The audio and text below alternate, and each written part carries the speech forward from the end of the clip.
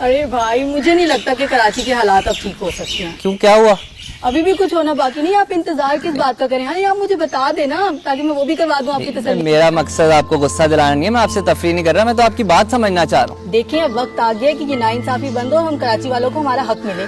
देखिए, उसके लिए जरूरी है कि हम कराची के मसाइल को समझें कि आखिर क्यों इस शहर का हाथ छोड़ दिया गया। वो शहर which was destined for greatness आज वो एक मिडिल चाइल्ड की जिंदगी क्यों गुजार रहा है। और इन सवालों के जवाबों के लिए हमें थोड़ा सा कॉन्टेक्स्ट समझना होगा, क्योंकि कई हुकूमतें आई लेकिन कोई भी कराची के हालात को बेहतर नहीं कर सका, बल्कि ये शहर इग्नोर होता गया। तो बताएं ना, ऐसा क्यों है और इसका हल क्या है? चलें आए इस पे बात करते हैं। अगर हम पिछले 20 सालों का जायजा लें तो ये बात बहुत वाज़ेह है कि कराची के हालात सिर्फ उस वक्त बेहतरी की तरफ गए थे जब वहाँ पे सिटी डिस्ट्रिक्ट गवर्नमेंट का निज़ाम था। उस वक्त कराची का इख्तियार और कराची की जिम्मेदारी उसी के इलेक्टेड लोगों के पास थी। और दुनिया के तमाम मेगा सिटीज जैसे कि न्यूयॉर्क, टोक्यो वगैरह, वहाँ पर भी यही होता है कि सिटी की जिम्मेदारी उसी की कॉरपोरेशंस के पास होती है। लेकिन ये निज़ाम यहाँ पर ज़्यादा चल नहीं पाया और 2012 में सिटी डिस्ट्रिक्ट गवर्नमेंट के निज़ाम को ख़त्म किया गया, जिसके नतीजे में सारा कंट्रोल, अथॉरिटी और पॉलिटिकल पावर प्रोविंशियल गवर्नमेंट के पास चली गई। और इंटरेस्टिंग बात तो ये है कि सिंध की पॉपुलेशन में सबसे बड़ा और सिग्निफिकेंट हिस्सा कराची का है, लेकिन सिंध में वही पॉलिटिकल पार्टी ताकत में आती है जिसको इंटीरियर सिंध से सपोर्ट हासिल हो, और वहाँ पर लोग आज तक अपने इलाके के लीडर की मर्जी के मुताबिक वोट करते हैं। इसका मतलब है कि सिंध की सपोर्ट का मतलब है इन लीडर्स की सपोर्ट, और यूँ सिंध पे बड़ी आसानी से रूल किया जाता है। और तकरीबन तमाम न्यूज़ आउटलेट्स और कई माहिरीन इस तरह के आर्टिकल शेयर कर चुके हैं जिनके एनालिसिस के मुताबिक कराची की एक्चुअल पॉपुलेशन रिपोर्टेड नंबर से कई ज़्यादा है। अब इस अंडर रिपोर्टिंग की वजह तो आप समझ ही सकते हैं, क्योंकि कराची की पॉपुलेशन जितनी ज़्यादा होगी फेडरल और प्रोविंशियल असेंबली में उसके हिसाब से सीट्स और रिप्रेजेंटेशन बढ़ेगी, और ये कुछ लोगों के ज़ाती मफाद के खिलाफ है। यार चले, ये बात तो आपकी ठीक है, लेकिन फेडरल हुकूमत कौन सा कराची के साथ है? मेट्रो बनती है तो इस्लामाबाद जैसे शहर में, जहाँ की टोटल पॉपुलेशन ही 1.13 मिलियन है, और कराची जैसे मेट्रोपॉलिटन शहर की ट्रांसपोर्ट का कोई हाल ही नहीं है। बंदे के ऊपर बंदा चढ़ा हुआ है, किराए आसमानों को छू रहे हैं, सड़कों, बिल्डिंग्स और पुलों का तो कोई हाल ही नहीं है।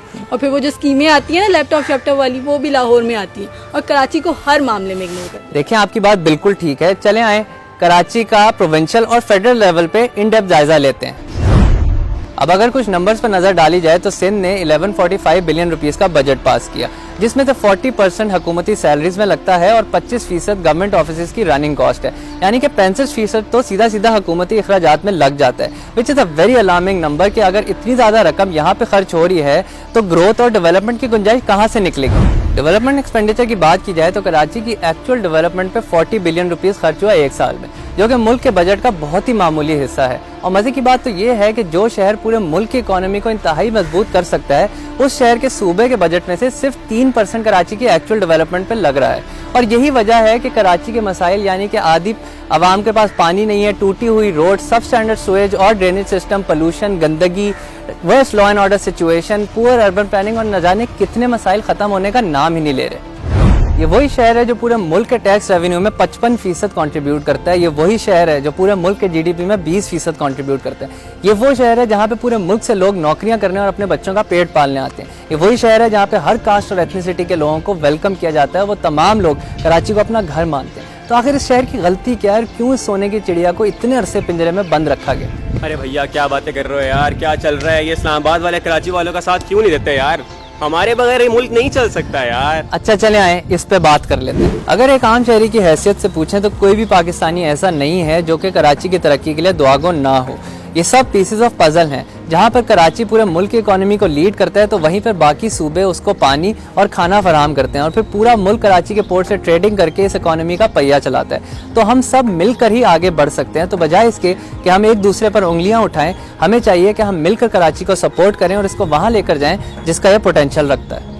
दुनिया भर के मुल्क अपने मेगा सिटीज़ को फुली सपोर्ट करते हैं। मिसालें आपके सामने हैं, जैसे कि लंदन, टोक्यो, न्यूयॉर्क वगैरह। और उसकी वजह यही है कि ये मेगा सिटीज़ पूरे मुल्क की तकदीरें बदलने की सलाहियत रखते हैं। मिसाल के तौर पर न्यूयॉर्क का जीडीपी $1.7 ट्रिलियन, टोक्यो का $1.6 ट्रिलियन और बीजिंग का $465 बिलियन था 2018 की एक रिपोर्ट के मुताबिक। लेकिन अनफॉर्चुनेटली पाकिस्तान में पॉलिटिकल इख्तलाफात और पावर स्ट्रगल्स की वजह से कराची को उसका हक नहीं मिला। लेकिन अब वक्त आ गया है कि हम इसको बदलें। कराची हमारा है और हम कराची के, और हमारी मौजूदा हुकूमत से यही गुजारिश है कि पहले जो हुआ वो हुआ, लेकिन अब आप कराची को इंसाफ दें। God bless Karachi and the federation of Pakistan.